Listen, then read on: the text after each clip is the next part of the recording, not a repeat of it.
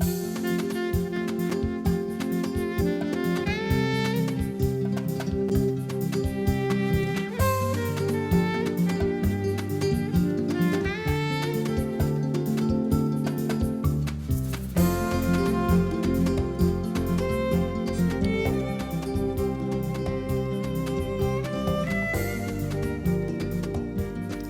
de marzo, Día Internacional de la Mujer.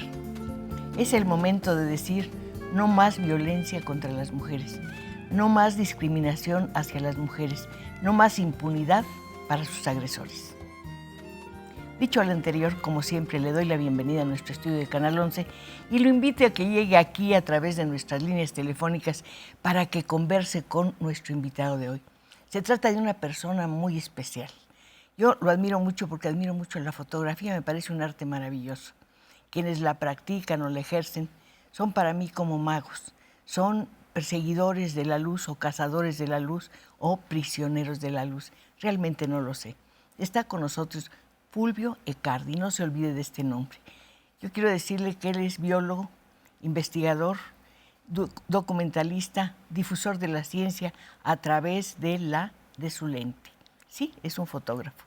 Desde hace más de 40 años, 42 o 43, según estábamos conversando, se ha dedicado a fotografiar la maravillosa biodiversidad de nuestro país. Su archivo consta de 750,000 imágenes. ¿Se imagina cuánto tiempo ha dedicado Fulvio justamente a la fotografía?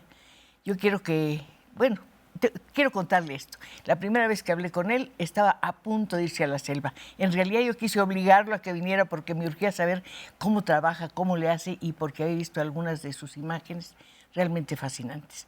Ya regresó de la selva, está con nosotros y le quiero preguntar, Fulvio, ¿cómo le fue? Ay, muy bien, muchas gracias por la invitación de poder conversar contigo.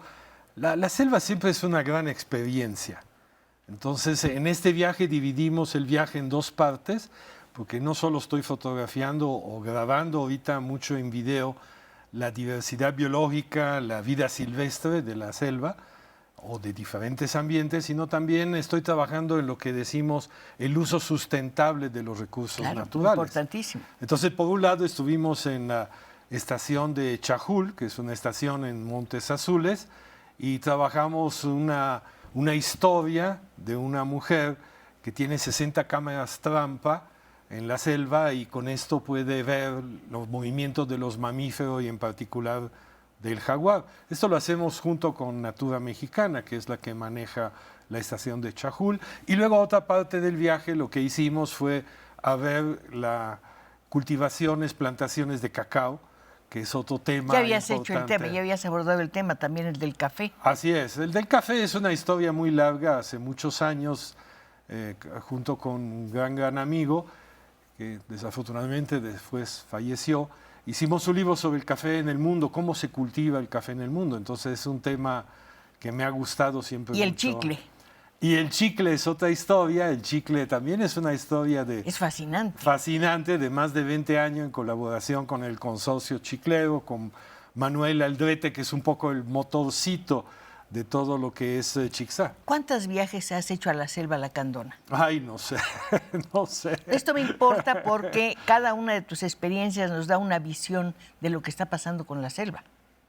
Pues sí, desafortunadamente conocí la selva cuando no había la famosa carretera transfronteriza, que es la carretera que corre a lo largo de la frontera y que la hicieron después del levantamiento zapatista en el 84, si no me equivoco. 94. 94, perdón. Y entonces nosotros viajamos antes y también fuimos a lugares que solo llegabas con avioneta en estas pistas que decían pistas de aviones, en realidad tenías que darle un par de vueltas antes de aterrizar y sacar las vacas y los niños y luego podías aterrizar. En aquel entonces era la única manera de llegar en algunos lugares. Hablando de los niños, me encanta la idea de que muchos nos estén viendo y que al escuchar a Fulvio hablar de lo que es la fotografía, digan: yo de grande quiero ser fotógrafo, quiero ser biólogo, quiero ser un viajero, quiero ser un documentalista, como el invitado que tenemos hoy aquí en nuestro estudio del Canal 11.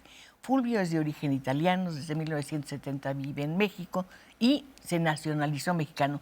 ¿Qué pasó con México? ¿Por qué te atrajo tanto? Yo llegué con una beca en el Instituto de Biología de la UNAM, y justamente en aquel momento el doctor Sarucán era director del Instituto de Biología. Le mandamos un saludo, claro. Un gran saludo, ¿no? Cariño. Y mucho cariño. Y ya sabes, ¿no? Con los biólogos empezamos a viajar. Me decían, vamos a Yucatán, vamos a Baja California, vamos a Oaxaca.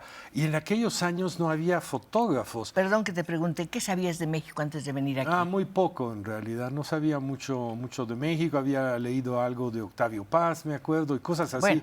Muy básicas, ¿no? El laberinto de la soledad para mí fue algo que me hizo entender. Y Piedra de Sol también. Fueron cosas que me hicieron entender, me ayudaron mucho a entender México. ¿De dónde ¿no? eres exactamente en Italia? Yo nací en Trieste, que es al este de Venecia, pegado a la frontera de lo que antes era Yugoslavia, ¿no? Y hoy es Eslovenia y Croacia, es decir, en aquella zona, en esta ciudad de mar, que es una ciudad pequeña, muy bonita, que fue el puerto del Imperio Austrohúngaro, que era el puerto de acceso al Mediterráneo. ¿Ahí estudiaste biología? Yo ahí estudié biología en la universidad, ahí terminé, y luego llegué a México y al poco tiempo supe que había unas becas del CONACYT de un intercambio Italia-México, que yo en Italia había preguntado y nadie sabía decirme nada. Descubrí aquí que había esta beca y me dieron la beca en el Instituto de Biología, pero nunca me dediqué realmente a la investigación, siempre me dediqué a la comunicación de la ciencia. De hecho,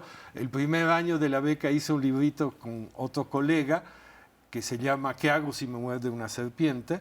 Y el siguiente año... ¿Qué hago si me muerde una serpiente? Así es. ¿Y qué haces? Es una buena pregunta. Sí, si no te paraliza el miedo, puedes hacer cualquier cosa. Sí, bueno, hay mucho que hablar de ello, pero primero hay que saber qué tipo de serpiente te mordió. Pero finalmente muchos de los remedios caseros no son muy efectivos, ¿no? Es mejor, si es posible, ir a un hospital. O una sangría, dicen que es bueno. Sí, también, pero hay que saberla hacer, depende de dónde te mordió. No es tan fácil. La primera imagen de la Ciudad de México. Bueno, porque además tienes un libro sobre la Ciudad de México. Hace 40 años era diferente, ¿no? Yo sí, vivía en la colonia Educación en aquel momento y para ir a CEU iba de aventón. Hace 40 años uno podía ir de aventón y te subía la gente, platicabas, etcétera. Era otra ciudad. En 40 años ya no ves nadie que te da un aventón en la Ciudad de México. ¿Llegaste aquí solo? No, llegué con una compañera y que ella después tuvo también una beca. Ella se regresó a Italia después y yo me quedé y seguí viajando. Los biólogos me llevaban a muchos lados. ¿Tu primer viaje a dónde fue? Yo pienso a Guerrero. Yo pienso ahí por San Blas, Zihuatanejo, San Blas. En ¿Cómo te impactó ese primer viaje? Pues el trópico, ¿no? Finalmente yo, había viajado anteriormente, fui a Asia, a la India, en fin. Pero el trópico mexicano es el trópico mexicano, ¿no? Y también el espíritu, ¿no? de la gente y todo eso ¿qué te puedo decir? Desde un principio me fascinó y poco a poco me apasioné en conocer México. Muchas personas que llegan aquí de visita, y las he conocido y me da mucho gusto, dicen, voy a quedarme aquí 3 meses, ponte tú, para hacer un trabajo. Y a los 3 meses me dicen, no me puedo ir. Estoy atrapado completamente en esta ciudad o en este país. Sí, la ciudad, sigue siendo, yo siempre digo que es un laberinto fascinante. Siglos después, sí. Pero sigue siendo Tenochtitlán, ¿no? Ahorita veníamos aquí, había en una esquina un señor con un helicóptero de plástico que agarraba, le hacía así, el helicóptero se levantaba, lo agarraba, fantástico. Lo volvía a hacer. Es decir, observas. Y 2 cuadras después está un caballero águila tocando la chirimía, ¿no? Pues sí, claro que sí. Es fantástico. ¿Cómo se mezcla todo? ¿No? Y esta ciudad es fascinante, ¿no? Y el país, ahorita me dicen, vamos a viajar a otros lados del mundo. No, yo prefiero seguir viajando en México y conocer mejor rincones de este país que no he tenido la oportunidad de conocer. Estuve antes en Asia y en la India. Fascinantes también. No, fascinantes, sin duda. Pero sin embargo te quedaste aquí. Bueno, porque mi vida profesional, mi pasión, lo que quiero, yo finalmente me defino mucho un comunicador, ¿no? Y sí, sigo tomando fotografía, pero en los últimos años también sigo haciendo muchos videos porque sentimos que los medios han cambiado, la manera de comunicar ha cambiado, ¿no? No sé si es verdad, pero creo que el Politécnico instituyó el Día del Biólogo. Y una máxima para el biólogo es: informa lo que sabes, comparte tus conocimientos. ¿Es así? ¿Es lo que tú pretendes? Yo trato toda mi vida profesional de comunicar estas cosas y sobre todo de traducirla a un lenguaje que no sea de biólogos. Ese es el problema. A un lenguaje que todo mundo entienda, ¿no? Desde la palabra ecología, que está muy mal usada, ¿no? Usamos otros términos. Sentido? Pero que, digo, han llegado a decir que una gasolinera ecológica, digo, por favor, ¿no? La ecología es una ciencia que estudia la relación, en fin, es una serie de cosas, ¿no? Entonces, la palabra de repente se ha usado de manera muy impropia, ¿no? Alguien me decía, es como una nueva religión la ecología. Mucha gente la profesa si a cambio de profesarla, entre comillas, cambia su forma de ser, su vida, sus hábitos de consumo sobre todo. Bueno, sí, puedes poner el título ahí, ecología. En realidad es buscar, yo siento, una relación amigable con la naturaleza. Eso es importante, ¿no? amistosa. Amistosa, ¿no? Hacer todo lo que hacemos y finalmente como consumidores nosotros somos los que decidimos qué comprar o no comprar y ahí en el momento de la decisión incidimos en muchas cosas. Se supone que nuestra acción, nuestra actividad daña muchas veces a la naturaleza, la mayor parte de las veces, o le quitamos algo. Tenemos que hacer un esfuerzo por devolverle ese algo. Sí, yo siento que la sociedad moderna está funcionando de una manera que es una manera muy agresiva, poco sustentable o poco sostenible, ¿no?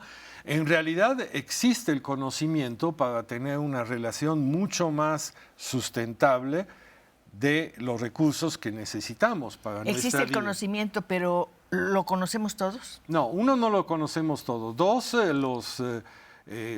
finalmente los gobiernos, porque ahí sí tienen también que ver los gobiernos, quizás no hablan lo suficiente o no toman las decisiones que en este momento histórico se tendrían que tomar, ¿no? A veces no se toman porque tienen un costo económico. Ah, sin duda. Pero, por ejemplo, o también de poder, que tiene que ver con el poder. Exacto. Pero estamos en este planeta, ¿no? Que es como una nave espacial, ¿no? Que va volando y hace un corte. ¿Qué te parece? Está bien. El primer corte. Está bien. Regresamos enseguida.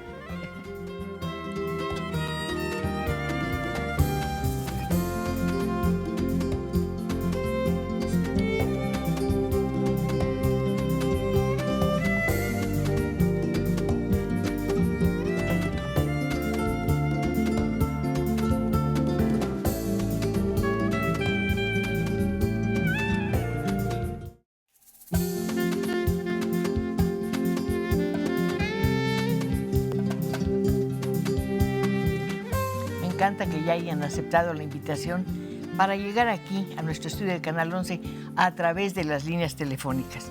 Ricardo Rodríguez dice, tengo una pregunta para Fulvio. Fulvio, ¿ha hecho algún documental o ha investigado la vaquita marina?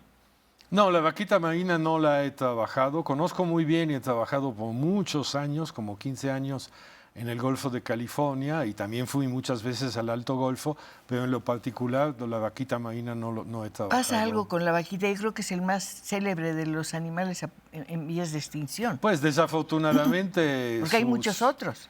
Sí, es un hábitat, digo, también el delfín rosa, en fin, hay varios cetáceos que están en peligro de extinción. Es el más pequeño de los cetáceos. Es muy pequeño y vive en un hábitat muy limitado, muy restringido y vamos a ver si se logra hacer algo al respecto. ¿Qué implica la pérdida, por ejemplo, de la vaquita marina? Pues, o las guacamayas, que también están en peligro de extinción. Pues son todos eslabones de una cadena, ¿no? Y ya que hablamos de ecología, que es la ciencia que estudia las relaciones entre los diferentes organismos, las plantas, todos los animales, ¿no? Entonces, cuando quitas un eslabón, ¿qué sucede? Es un poco el doctor Sarucán siempre hace este ejemplo, ¿no? Volamos en una avioneta y quitamos un remache a la avioneta, no pasa nada. Seguimos volando, quitamos otro remache, no pasa nada. Seguimos quitando remaches, pero llega un momento que quitas un remache, se cae la avioneta. esto como ejemplo, como idea, es un poco lo que significa quitar, eliminar especies de un ecosistema, Pero que también puede colapsar el ecosistema. También se pierde una parte de la cultura, Fulvio. Aparte se pierde toda la parte cultural, obviamente es otra historia muy importante que va ligada. Finalmente, la gran diversidad cultural que tiene México deriva de la gran diversidad biológica que tiene este país, ¿no? Carlos Beltrán, felicitaciones a Cristina Pacheco por su invitado. Me gustaría que invitaran a 2 científicos, Luis Fernando de la Peña y su esposa Ana María Cheto. Claro que sí, con mucho gusto. Saludos a Cristina y a su invitado. Alma Minerva Leal Benavides, gran admiradora de Cristina, y saludos a su invitado, Fulvio. Pues realmente todo lo que podemos saber a través de tu trabajo es fascinante. Podemos conocer el paisaje, todo tipo de paisaje, pero hay un paisaje muy especial, a mí me lo parece, el rostro humano. Bueno, el rostro humano es una historia, ¿no? Finalmente, la gente que se ha dedicado a retratar las personas, ¿no? Son maestros y que te expresan muchas veces lo que hay detrás del rostro. Yo pensaba, ¿cómo has captado tú en sus centros de trabajo, por ejemplo? A los chicleros. Los ves trabajando, ves la expresión, ves las manos. Cada detalle te cuenta parte de una historia. Y luego si te vas al marco natural que los rodea, es casi una fotografía independiente. Bueno, el tema de la fotografía puede tener... Rostro. Estábamos hablando de un rostro, Fulvio. Esa es una maravilla. No, en la fotografía el rostro te expresa muchas veces la historia de la persona, el trabajo que hace. Pero también ¿no? las manos. Las manos son obviamente otro punto importante, ¿no? Que enfocas el lente. Y la idea con la fotografía es mostrar quizás en esta imagen fija que te da la posibilidad de observarla por un tiempo, ¿no? Y vivirla de alguna manera, recrearla adentro de tu cabeza. En la imagen en movimiento, en el video, en el cine, es otra manera de comunicar. Y hoy día yo siento que el video es lo que más gusta a los jóvenes. La fotografía atrapa la luz de un instante irrepetible. Esto sí, sin duda. Eso ¿no? es fascinante.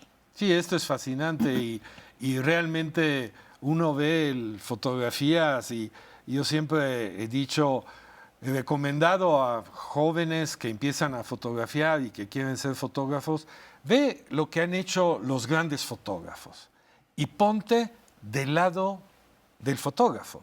Trata de meterte en su cabeza y de ver cómo este fotógrafo vio esta imagen y por qué la hizo en aquel momento. ¿Y qué sintió que había detrás de la imagen? ¿Qué detrás de aquella imagen, ¿no? Y los planos y la luz, en fin, es una manera muy linda de aprender a composición, armonía, etc. Los planos, la luz, pero el tipo de fotos que tomas no están posadas, creo. No, por lo general no. Entonces, ¿cómo piensas en los planos, por ejemplo? Es que ahí es... Esa habilidad. Es un poco, ¿no? Sentir la armonía, sentir moverse de manera tal de que sientes que esto está en primer plano, esto está en segundo y ella al fondo te completa la imagen, este último plano ahí al fondo, ¿no? Es una cuestión, yo pienso, de sensibilidad, ¿no? Visual que uno puede tener, ¿no? El color.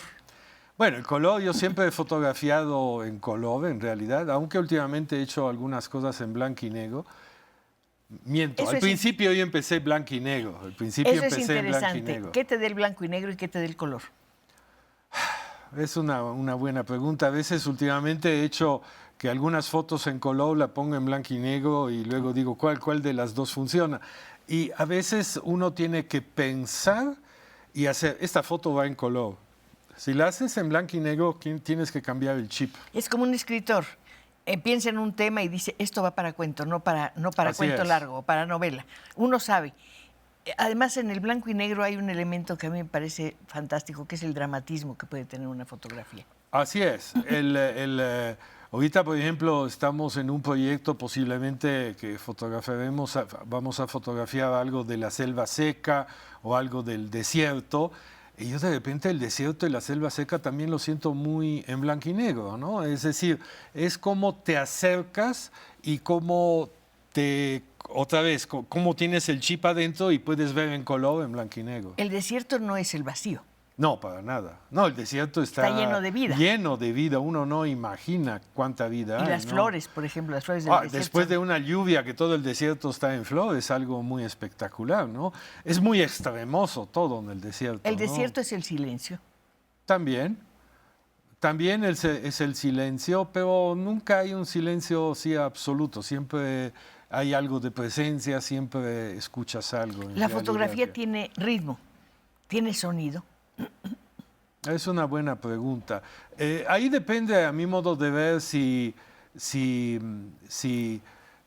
tú haces una foto y quieres que esta foto comunique algo, es una imagen, o haces una secuencia de fotos, o haces una serie de fotos para una exposición.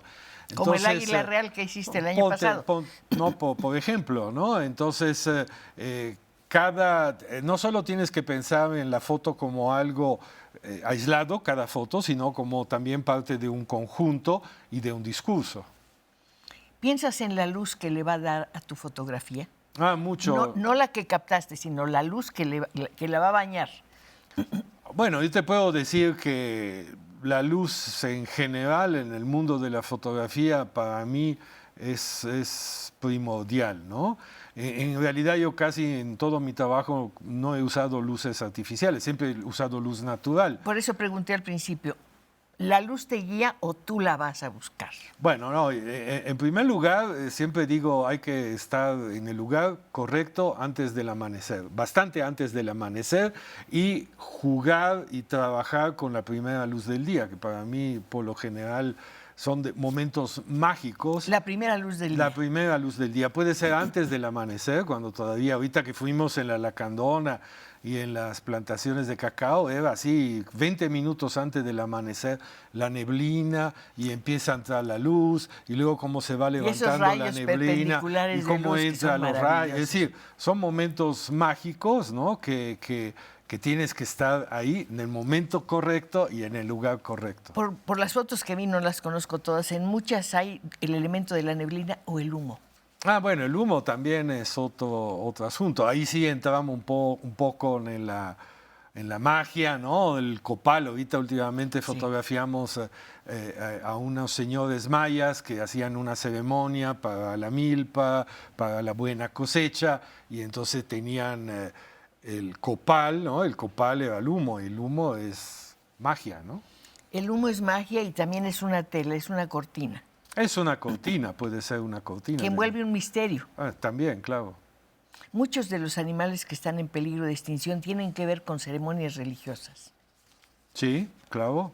Porque, digo, finalmente el jaguar, el quetzal, las guacamayas, y vemos cómo han sido representados, cómo en los códices se habla de ellos, ¿no? De la importancia que tienen. Pero efectivamente cuando tienes el privilegio, porque yo siempre digo que es un privilegio, de conocer o al águila real o al quetzal de cerca y verlos, entiendes muchas cosas, ¿no? Por eso parte de mi trabajo también ha sido trabajar en escondites, ¿no? Yo siempre digo... ¿Cuevas o escondites? No, escondites que nos hacemos blind, ¿no? Como le dicen. Sí, como para son, disimularte, para que no te desaparecer. vean. Yo digo, es volverse invisible, ¿no? Porque en el momento que te metes ahí adentro, te vuelves invisible, ¿no? Entonces todo el mundo, todo lo que sucede a tu alrededor es como si tú no existieras. Y esto es cuando puedes de repente tomar imágenes. Tomas tu libertad, de alguna manera. Bueno, más que libertad es tratar de estar en la naturaleza siendo invisible. ¿Fotografía subacuática? No. ¿Nunca? ¿Por qué? No, porque es otro universo, porque yo soy más aéreos, digamos. Me encanta volar en helicóptero, en ultraligeros, etc. Muchas tomas son justamente de altura. Sí, me gusta mucho el punto de vista. Ser profesionales, o eres foto de tierra, digamos, o eres foto de agua. Prácticamente no hay fotógrafos que hacen bien el trabajo bajo el agua y afuera del agua, ¿no? ¿Por qué te gusta tanto la visión desde arriba? No sé, porque quizás ser ave es un sueño que uno tiene, ¿no? Poder volar libremente y te muestra, tienes un punto de vista diferente, ¿no? En una de tus fotografías aparece un pajarito que me resulta muy pequeño, con dos plumas muy largas y está saliendo como de un... Un quetzal. Sí, pero chiquito. Bueno, el quetzal no es tan chiquito. El quetzal, digo, es un pajarito casi de cuerpo de este tamaño, pero las colas, ¿no? Es un animal maravilloso. Eso de verdad sorprendente. ¿Cuánto ¿no? tiempo tienes que esperar para poder captar al animal tranquilo, en el sitio exacto donde tú lo tienes que tomar? Bueno, con el quetzal yo he tenido una historia muy larga, ¿no? Empecé en el 81 en el Triunfo, ahí en la reserva, que después se hizo reserva en la Sierra Madre de Chiapas, en el Bosque de Niebla, y me tardé muchos años para obtener una primera foto del quetzal en contraluz, digamos, en la neblina. Y en aquel entonces se fotografiaba uno con película, y la película tenía una sensibilidad muy baja, y fotografiar en el Bosque de Niebla con una película de sensibilidad muy baja era un tema. Y en los últimos años, ya con las cámaras digitales, uno puede tener mucha sensibilidad en el sensor y puedes hacer fotos que antes impensables. Y puedes ¿no? tener un corte, Claro si que te sí. descuidas.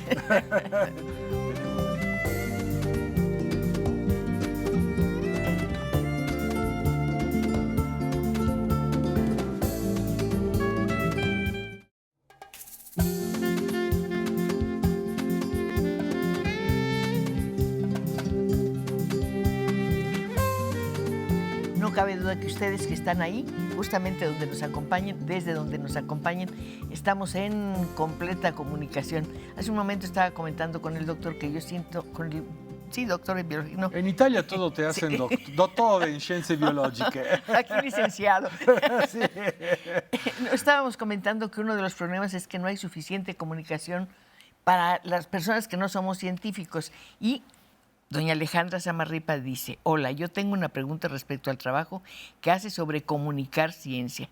Soy estudiante de comunicación y me interesa saber sobre cómo ha sido su experiencia trabajando en esa rama de traducir el lenguaje científico a un tema sencillo, a un lenguaje sencillo. Pues el chiste es simplemente cuando escribes un artículo o haces un texto para un video o haces un pie de foto para una exposición fotográfica, usar términos que todo mundo entiende. Tú puedes comunicar perfectamente bien, es una cuestión de léxico. Pili Luna Melón dice: saludos desde Canadá. Muchísimas gracias, Pili. Octaviano Suárez: me gustaría que le dieran mi teléfono a Fulvio para que vaya al pueblo en donde yo nací. Es en Michoacán. El pueblo se llama Agostitlán. ¿Lo conoces? No, no lo conozco. Hay mucho bosque que no ha sido, no se conoce. Le dejo mi teléfono. Como Muchas te vas gracias. a llevar las llamadas, aquí está esto. Muchas gracias. Ivonne Banda: felicidades a la señora Pacheco por su excelente programa y por ser una mujer ejemplar. Pues no soy ejemplar, soy muy afortunada porque hago lo que me gusta. Yo creo que esa es una de las grandes fortunas de la vida, ¿no? Así es. Lo estabas comentando de tu historia de amor con el quetzal. Sé que es larga y muy bella.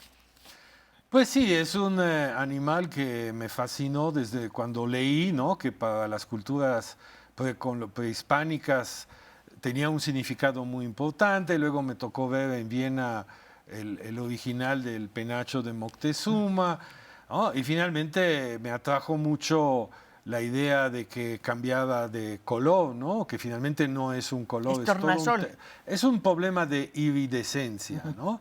Y la primera vez que lo vi vivo y volando ahí Mira esa belleza, ahí está. en el bosque, ¿no? Ahí se ve, por ejemplo, cómo la parte de abajo de la cola, ¿no? Es amarilla y arriba es verde, pero de repente ahí estábamos en un escondite con mi esposa, que es mi socia, Leticia, y se estaba a punto de entrar en el nido, pero hay otros momentos que es completamente azul.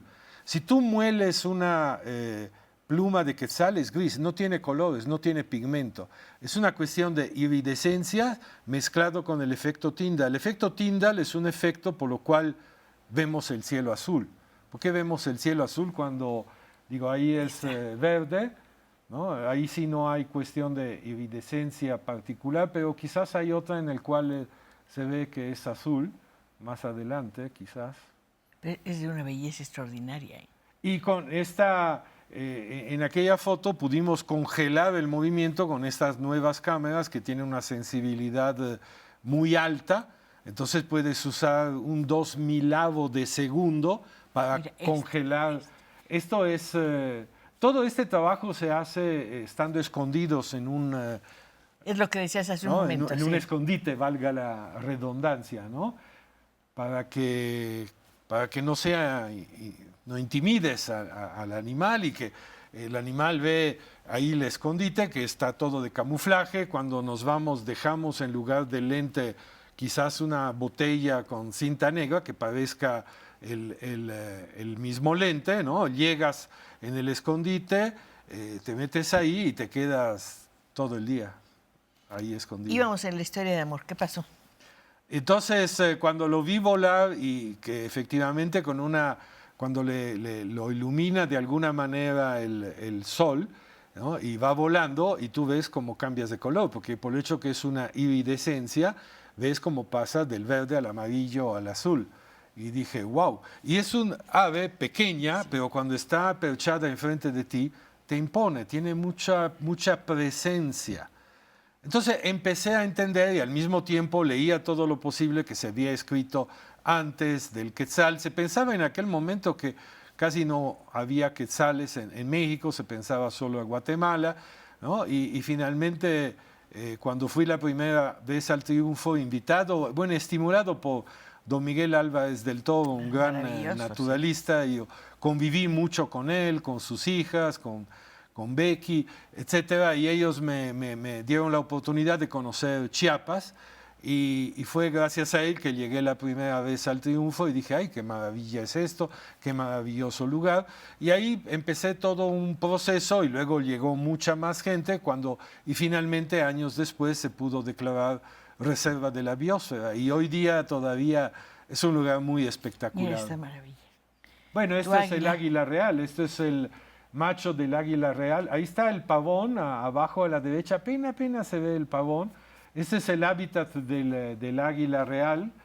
Y el águila real fue otra experiencia. Esta es una foto maravillosa. Esta fue una doble página en el National Geographic. Esta es la región de las Cañadas, en Chiapas, al amanecer. Esta es la isla de San Pedro Mártir, con los bobos de patas azules. Este con el polluelo es maravillosa. Esta es un apareamiento en realidad entre macho y hembra en Isla Raza, la isla Tiburón en el Golfo de California, ¿no? ¿Qué te faltará por recorrer? Ya nada. No, más bien ahorita estamos, hay pocas nuevas fronteras que hay que traspasar. Una de ellas es el dosel de la selva, el canopy, como se dice. Sabemos mucho de la selva estando abajo. Hay muchos estudios. Tú dices el follaje. No, cuando estás a 30, la gran parte de la biodiversidad de una selva tropical está arriba, no está abajo. Es decir, hay 4 niveles, ¿no? En la selva tropical. Está el sotobosque, está la parte intermedia, donde el sotobosque son las plantas chiquitas, ¿no? De 1 o 2 metros. Luego está la parte intermedia, donde llegan las palmeras de 4, 5, 6, 8, 10 metros. Y luego llegamos a la parte más alta, más arriba, donde estamos hablando de toda la copa de los árboles que forma lo que se llama en inglés canopy, que es el dosel. En el dosel hay la mayor biodiversidad de la selva. Y esto es un ambiente muy poco fotografiado, muy poco filmado y muy poco estudiado. ¿A qué altura está el dosel? Depende de la selva, pero ponte tú de ahí, depende de la selva, porque hay selva más, pero 25, 30, 35 hasta 40 metros, ¿no? Entonces, últimamente estamos pensando, ya hicimos unas plataformas de aluminio, las subimos, en fin, hay toda una manera de trabajar ahí en el dosel y es una cosa que estoy empezando y también buscar financiamiento, en fin, son todos proyectos como lo del Águila Real, que muchas veces empieza uno solo, porque si vas con un posible patrocinador y dices, ¿sabes qué? necesito dinero porque en 5 años voy a tener fotos del águila real, te contestan, regresa en 5 años. Sí, claro. ¿No? Entonces, si no empiezas uno solo, ¿no? Si no empieza uno solo y puede mostrar algo, es muy difícil tener patrocinadores. Leí que quedan 200 ejemplares del águila real, ¿es cierto? Sí, son como, exactamente, ahorita no sé, pero sí son como 120 parejas o 200 y algo ejemplares de águila real.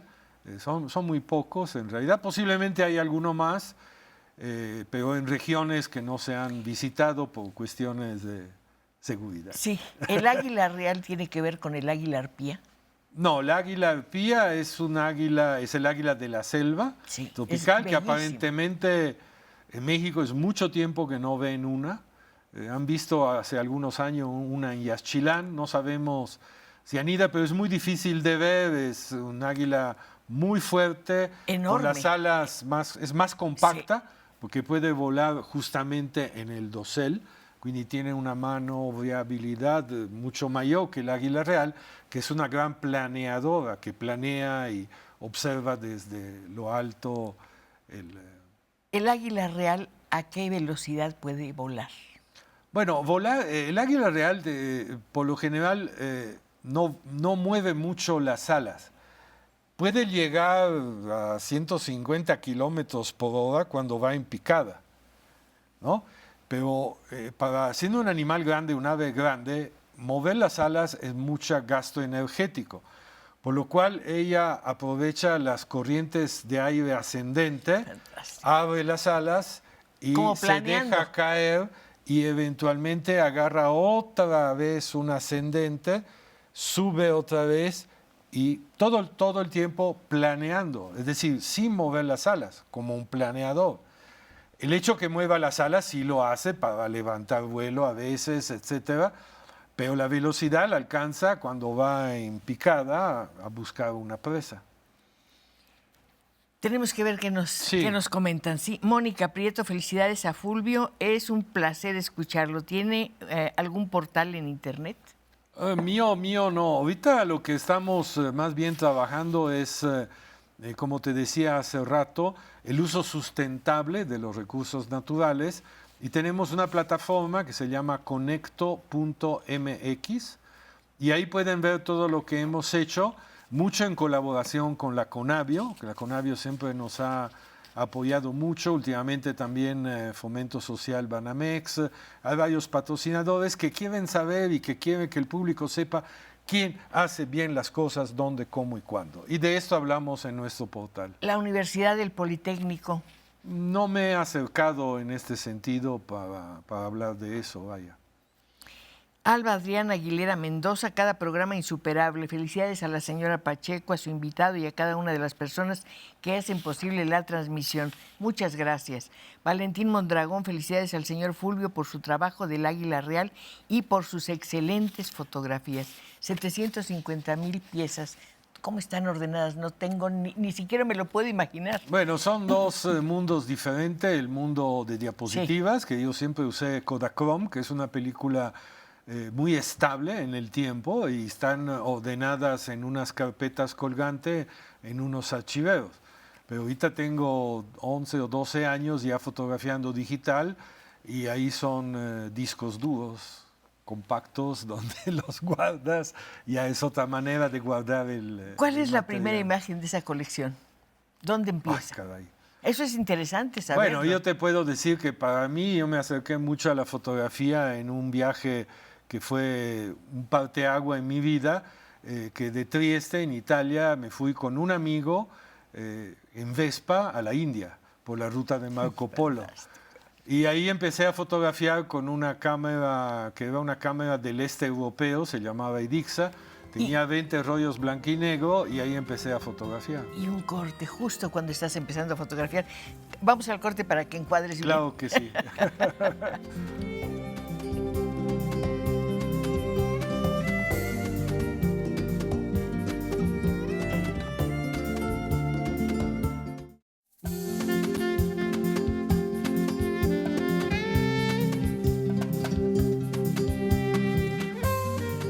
Aquí aquí aprovechamos todo, hasta el corte, para seguir conversando. Y estaba yo conversando justamente con nuestro invitado y él me decía que ver la celosía y llegar ahí, ver desde ahí, ves lo que no puedes ver en ninguna otra parte. Me pones un ejemplo maravilloso. Sí, lo del dosel, ¿no? En el dosel hay la mayor parte de biodiversidad de la selva tropical y es un lugar muy poco estudiado, muy poco fotografiado y muy poco filmado, porque es complicado trabajar a 35 metros ahí arriba, ¿no? Entonces hay toda una logística que hay que seguir, pero puedes ver cosas como que te comentaba, ¿no? Que hay una lagartija que vive abajo, que cuando ahí sube el sol se va hasta arriba, se va en una bromella, ahí se queda capturando insectos y de repente puede llegar un ave, que puede ser también un quetzal, porque aunque uno no se sabe mucho, pero los quetzales pueden dar lagartija de comer a sus pollos o ellos comen lagartija, etcétera, y ves esta acción, pero esto lo ves solo estando ahí arriba. Esto lo ves solo estando aquí. Los saludos que te mandan las personas. Dice Osvaldo, no da su apellido. Quiero mandar un saludo al señor Fulvio. Excelentes fotos del bosque. Hay un libro tuyo sobre la Ciudad de México. Bueno, es un libro colectivo que hicimos entre varios fotógrafos en realidad. Es una selva y que también. Lo editó Leti. Es una selva también. Sí, esta ciudad es increíble, ¿no? Una selva de piedra, además. Una selva de piedra, exactamente. Mira, estamos viendo esta mariposa, qué maravilla. Este sí es un apareamiento de mariposa. Este es del trabajo más reciente en la zona maya de Quintana Roo, donde Este rostro es maravilloso. Donde gente ofrece servicios ecoturísticos de bajo impacto y los beneficios son para sus empresas, que son casi siempre empresas sociales. Vi una línea que decía, no es malo cortar los árboles de la selva, puede ser bueno. Exacto, porque uno siempre digo, finalmente, esta es madera. La madera es un recurso renovable si se sabe hacer, cómo hacerle, ¿no? Entonces, es muy diferente obtener madera de un bosque de pino que tiene menos diversidad de árboles que en una selva tropical.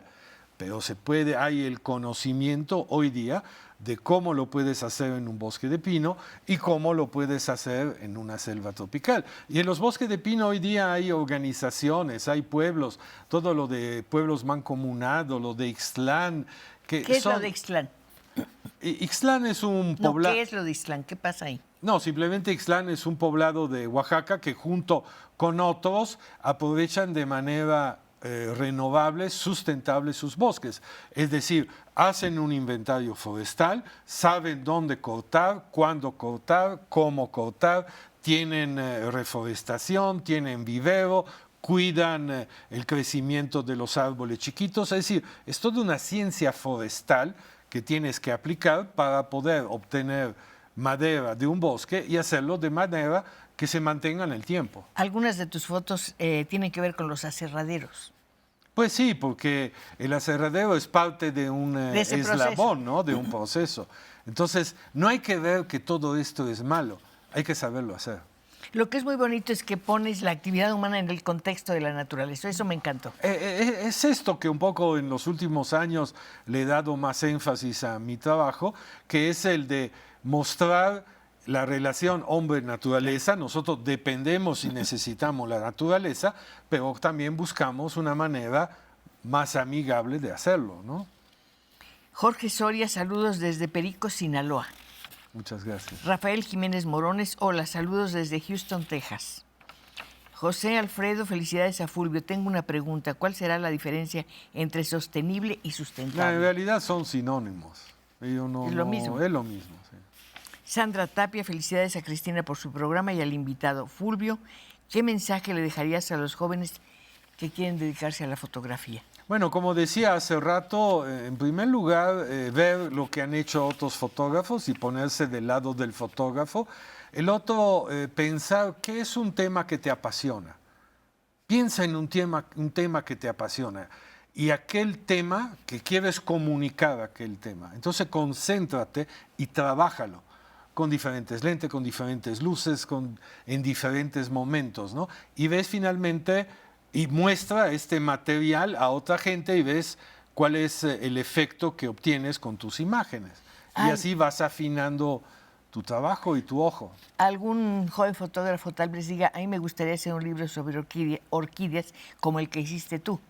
Bueno, no es, lo hice yo. Flor. Finalmente, el libro de orquídea fue un trabajo colectivo de mucha gente. Ahí realmente escribieron los grandes especialistas de orquídeas del país y personalmente me la pasé viendo, yo no sé, 50,000 fotos para hacer la selección de fotos. Las fotos hay algunas fotos mías, pero la gran mayoría son fotos de la gente que estudia las orquídeas, que las encuentra y que la ha fotografiado a lo largo de muchos años. Se retocaron todas las fotografías. En fin, fue un trabajo colectivo de mucha gente y de mucho tiempo. ¿Cuántas especies de orquídeas habrá? Ay, qué buena pregunta. No lo sé. En el mundo me parece que hay algo, pero hasta esto te puedo equivocar. No sé si hay 3,800 o 38,000. Mira, hasta ahí me equivoco. Me basta con una, pero porque es tan hermosa. son miles de orquídeas. Es una flor muy especial.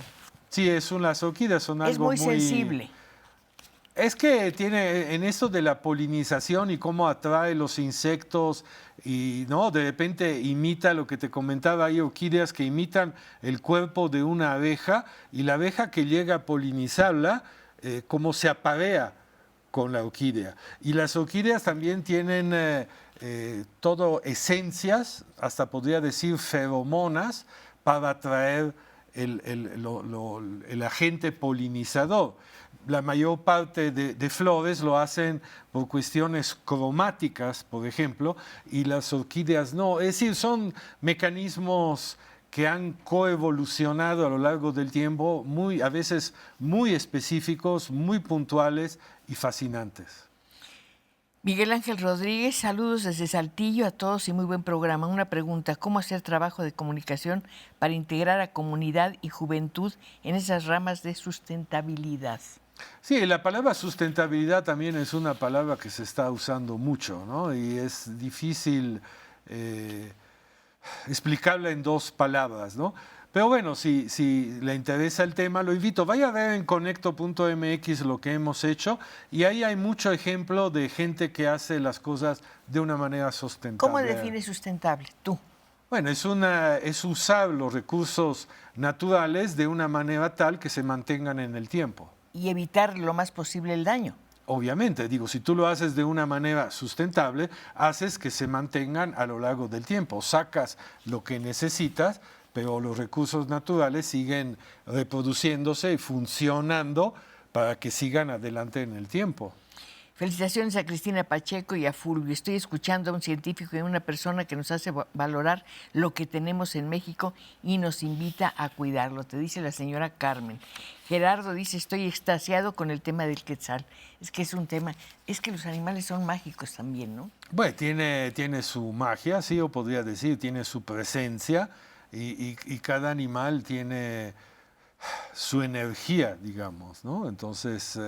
Y por el hecho que cada animal en su ambiente se mueve de una cierta manera, quiere ser visto o quiere ser visto en algunos momentos, cuando se produce, todo en su conjunto. Por esto es fascinante cuando estás en un escondite, como te decía, ser invisible, porque puedes observar cosas que suceden que de otra manera no puedes ver, ¿no? Y entonces empiezas a entender mucho más. Eso es lo que te iba a preguntar. ¿Lo entiendes todo? No, hay muchas cosas que no entiendo todavía. El otro día lo estuvimos reflexionando, ahorita que estábamos en la selva lacandona, fuimos en una parte que donde hay un zacate, solo en esta parte hay un zacate que tiene como espinitas, ¿no?, a lo largo de las hojas.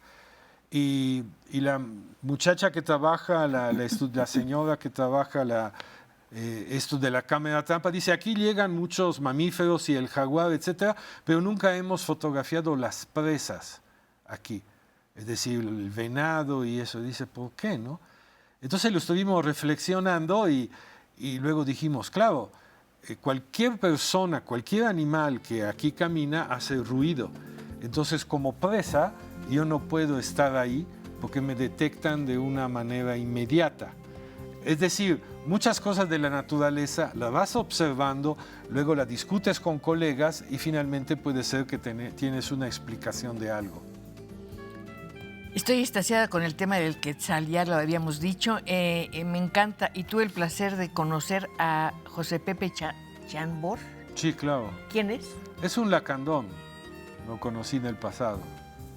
¿Cómo reaccionan las personas que son oriundas de un lugar a donde ustedes lleguen a fotografiar? Bueno, en ¿Cómo lo general toman? bien, ¿no? Yo podría decir que en general muy bien, se les explica qué va uno a hacer, ¿no? Simplemente hay que ser franco, directo, yo vine aquí, me interesa eso, hay que comunicar con la gente. Y la gente en el campo es súper linda, súper generosa, muy abierta, muy hospitalitaria, que te da mucha hospitalidad, en fin. Es bellísimo el campo en México. Maravilloso. Maravilloso. Tus Tú, fotos, tú has trabajado bueno, mucho. son un testimonio fantástico, pero llevas un diario, un cuaderno de Sí, notas tengo acerca de tus viajes. estos Moleskine chiquitos, Sí, ¿no? Que es un poco que son maravillosos. mis apuntes, ¿no? Que cuando llegas hacia el final ya no quieres llevártelo al siguiente viaje, pero dices si lo pierdo. Sí. Entonces lo fotocopio. ¿De eso vas a hacer algo? No sé, no lo he pensado. Quisiera ahorita que cumplí ya más de 40 años estando en México, hacer algo, ¿no? De una reflexión, ¿no? Porque finalmente Sería maravilloso. imágenes que tomé hace 40 años, me gustaría regresar en algunos lugares y tomar alguna hoy día y mostrar algo, ¿no? De lo que ha pasado en el país, ¿no? Lo que ha pasado en el país, lo que ha pasado en las fotografías. Y bueno, desde luego, aquí lo que ha pasado es el tiempo. Pues, Se nos acabó el que teníamos y nos tenemos que despedir. Ay, muchas No sabes gracias. cómo les agradezco, cómo te agradezco tu presencia aquí, la visita que nos has hecho, y yo estoy segura de que Ay, muchas estarás muy gracias. feliz leyendo los mensajes que te han Muchas mandado, gracias, Cristina. celebrando tu presencia aquí. ¿Ya terminamos? ¿Nos tenemos que ir? Bueno, tengo que decir mil gracias nuevamente y Gracias a ti. ya saben ustedes, nos vemos el viernes para seguir conversando. Hasta entonces.